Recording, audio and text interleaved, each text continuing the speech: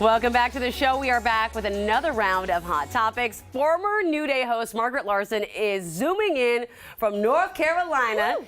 And Suzie and Lindsay are in studio with me. And we are excited. Okay, so let's get after this. We talked about this at the top of the show, this flamin' hot Mountain Dew. Why on earth would they make this a blast of heat and citrus? So I'm pouring into a glass because I'm not a monster. I am a monster. Our intern Keegan said, smell it with your mouth open. Okay. I don't think that's a good idea. I don't know. Okay, it doesn't. Amity, my question is why? I mean, flaming hot Cheetos, yes. Flaming hot salsa, absolutely. Looking so forward to the Taco Bell pizza next month. But this is like, was there a demand? I mean, do I really? Okay, I will. Do it. Wow, and the color is something. How? Yep. It made me cough. Sorry. There's something in it that you breathe in. All right, here we go. I think it's asbestos is what makes you cough. I don't want anything to burn me going down unless it's whiskey. I'm just saying. It's not really hot. It's not. It's not horrible, but there's something in the beginning that makes you cough. It almost reminds me of like Fireball whiskey, or I'm sorry, cinnamon whiskey. Cinnamon. Yeah. They are not a sponsor. It's very sweet. It has a lot of sugar in it, but that's not unusual for Mountain Dew, right? Yeah, I mean, it's not spicy, but it does get in your nose. It does nothing for me. And also, like, I always like to say this: who asked for it? Right. I want to know, like, who asked for this to be made? Well, and also, when you drink a beverage with spicy food, you want that relief, right? Right. So what are we gonna do? Like a spicy? Like, I'm just gonna say you're gonna spend some time in the restroom.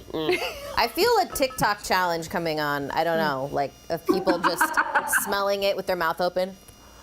Yeah, I prefer. Can I just say about my friend Suzie? She was so concerned about this working out for me that she sent me 2 cans so that I would have a backup Dew in case something went wrong with the first one. Or maybe so if thank Tim you, found Suzie, it. for your I thought maybe Tim would job. find it and he would drink it first. So. Oh, obviously. You know what? It's been in there for a while and nobody's grabbed it. All right, I prefer mimosas, ladies. So again, cheers to all y'all. Yeah. All right, so second topic, I guess, for Hot Topics is pet cloning. Oh. Apparently, we are starting to see a resurgence of people asking about, can this happen? Now, I have a wonderful kitty cat that I would clone it. Look, there's my cat, You Whitney. actually did professional photo shoots with both cats, right? Well, with both of my cats. This was when I was about 17. Oh, and this is when, I was about 30-something, and that's Puss Puss, but her formal name was Carly Simon. So it's Carly Simon. Carly. And then the other one was Whitney, Lord Whitney. Anyway, I don't know about Puss. Like, I love that cat, but that's fine. You can stay in the great beyond. But Whitney, I want that cat back. So how do we feel about pet cloning? Now that I'm crazy. Well, y'all know how much I love my Pip, and I loved Molly before her and all the other dogs, and I kind of feel like I get why people want to clone pets, but there are just so many pets out in the world. Pip's a rescue. There are great dogs out there, great cats, and I feel like maybe just move on and give a home to a pet who really needs it. Amen. that. All right, good point. Plus, Just what dropping could it go down. wrong when we keep cloning pets? I mean, come on. We're going to end up with something horrific, I have a feeling. Like It's Pet not gonna be- Cemetery? Like Pet Cemetery. Yeah, exactly. Yeah. Came back wrong. Speaking of horrific, No judgment. I mean, if people want to do that, then they're free. Oh, I'm judging them. Don't do it. you're just okay. Speaking of Moving judgment, one of our team members got a lot of flack for judging people for this next fashion choice we'll be talking about, the croc. All right, it's a classic according to Nordstrom.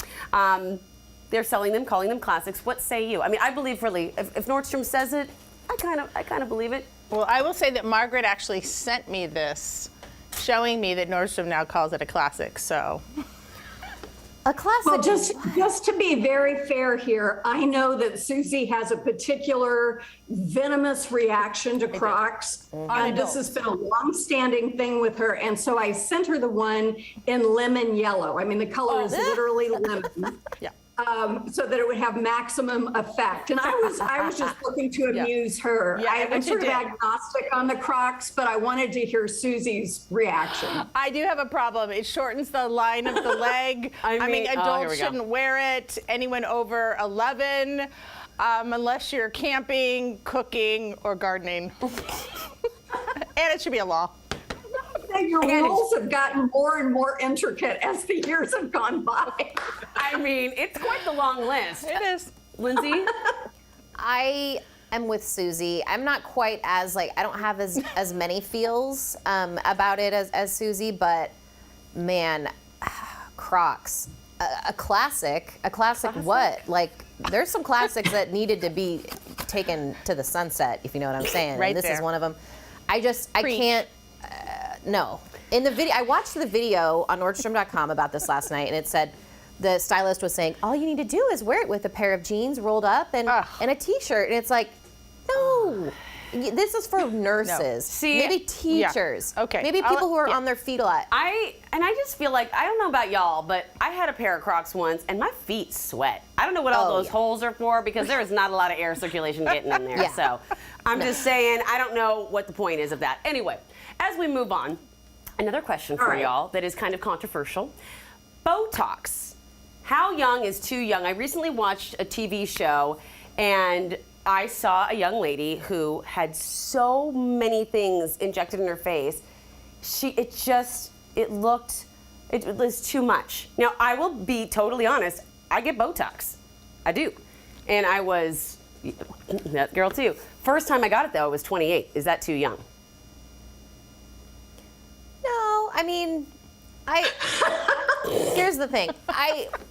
I'm in my mid to late 30s, and I have been getting Botox for a few years. I'm not gonna say how many, but yeah, I think what I was told is that it's preventive. So if you kind of are somebody who has these lines up here like I do, or just that you like overexpress your emotions like I do in my face, maybe just take it down a notch, and Botox is really good for that. And it makes me feel good to just look at yourself in the mirror and be like, okay. not have to, it's just right here, and I don't think there's anything wrong with it. Maybe, I think 30 is a good cutoff. My mom told me to get it because I get this real sharp thing in my heart, and I was getting married at sunset, and she was like, I don't want you scowling through all your pictures, so. Thanks, Mom. Nice, Mom. Thanks, Mom. Exactly. Look, I get Botox between my eyebrows too, and my face is like Lindsay's. I mean, we could never play poker. There's a lot of expression. So, I think if it had been around when I was in my 30s, and if it is medically so that it's preventative and you want to, there's no harm in it that I can tell. I'm not a doctor. I don't play one on TV, but I think we've been doing this long enough now to know that if you don't overdo, you're good. You look still like yourself. Suzie, I'm sorry. I was with you the first time you ever got Botox, but unfortunately, I have to cut you off because we're out of time. That's okay. But thank you all, you wonderful women. I love you. Thank you I'm so all. blessed to know you. Lindsay, thank you for everything you've done. You are an absolute pleasure.